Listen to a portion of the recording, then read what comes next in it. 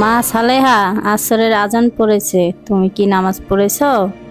হ্যাঁ মা, এখনই পড়বো। নামাজ সময় মতো পড়লে মনে একটু শান্তি আসে। দেখো সালেহা, নামাজ শুধু আমাদের দায়িত্ব নয়, এটি আল্লাহর কাছে আমাদের নিকটবর্তী হওয়ার একটি মাধ্যম।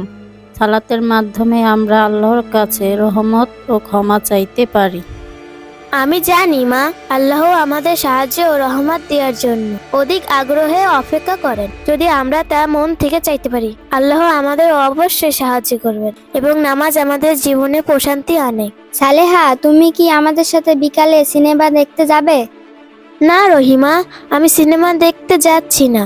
আমি সেই সব কাজ করি না যা ইসলামে নিষিদ্ধ। তুমি তো সব সময় এসব কাজ থেকে বিরত থাকো। তুমি কি একবারও মজা করো না? আমি জানি আল্লাহ যা নির্দেশ দিয়েছেন তা আমাদের জন্য সবচেয়ে ভালো। সিনেমা দেখে বা অযথা সময় নষ্ট করে আমি আল্লাহকে খুশি করতে পারবো না। আমি তার বদলে ইসলামের সঠিক পথে চলতে চাই, যেমনটা আমাদের নবী হযরত মুহাম্মদ সাল্লাল্লাহু আলাইহি সাল্লাম বলেছেন। সালেহা, তুমি অনেক ভালো ছাত্রী। তোমার বই পড়ার আগ্রহ এবং ইসলামের প্রতি ভালোবাসা সত্যিই প্রশংসনীয়। তুমি কি জানো, ভালো চরিত্র এবং ইসলামী নৈতিকতা মানুষকে আল্লাহর খুব কাছাকাছি নিয়ে যায়। আমি জানি ইসলাম আমাদের হৃদয়ে সৎ ও ভালো কাজের প্রতি আগ্রহ সৃষ্টি করে। এই সৎ কাজের মাধ্যমে আল্লাহকে আমরা সন্তুষ্ট করতে চাই। তুমি যদি ইসলামের নীতি মেনে চলো, তাহলে জীবনে সফলতা পাবে। ইসলামে পরিশুদ্ধতা, সততা এবং সদাচারের জন্য অনেক গুরুত্ব দেওয়া হয়েছে। আল্লাহ সেই সব মানুষের সাথে আছেন যারা তার পথে চলে।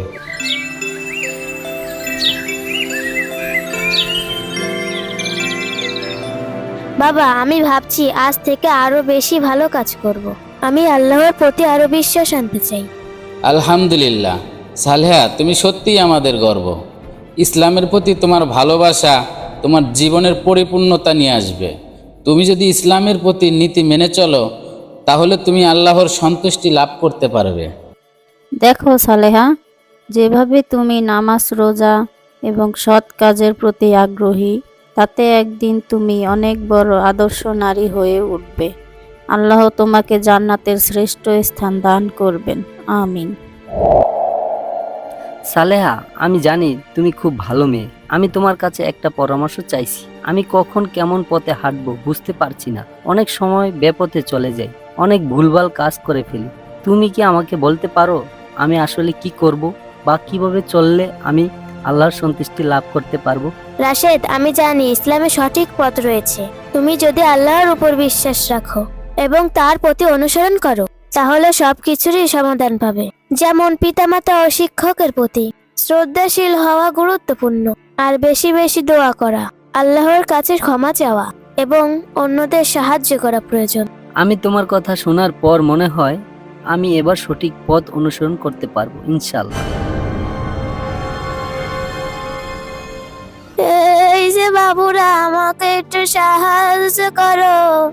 আমি অনেক কষ্টে আছি, আমাকে কিছু দান করো। রাশেদ, আমরা ওনাকে সাহায্য করি। এই কাজটি করলে আল্লাহ অনেক খুশি হন। তুমি ঠিক বলেছো সালেহা। আমাদের সামর্থ্য অনুযায়ী যতটুকু পারে সাহায্য করাটাই তো ইসলামের আদর্শ। আল্লাহ তোমাদের অনেক বরকত দিক। তোমরা জীবনে অনেক বড় হও। আল্লাহ তোমাদের মনের আশা পূর্ণ করুক। সালেহা একজন নেককার মেয়ে। ইসলামের আদর্শ ও নৈতিকতা অনুসরণ করে জীবনে সাফল্য ও শান্তি পেয়েছে। সে শুধু নিজের জন্য নয়, তার আশেপাশের মানুষেরও সাহায্য করেছে। ইসলাম আমাদেরকে একে অপরকে সাহায্য করতে, ভালো কাজ করতে এবং আল্লাহর পথে চলতে উৎসাহিত করে। আসুন আমরা সবাই আল্লাহর আদেশ মেনে চলি এবং সামাজিক দায়িত্ব পালন করি।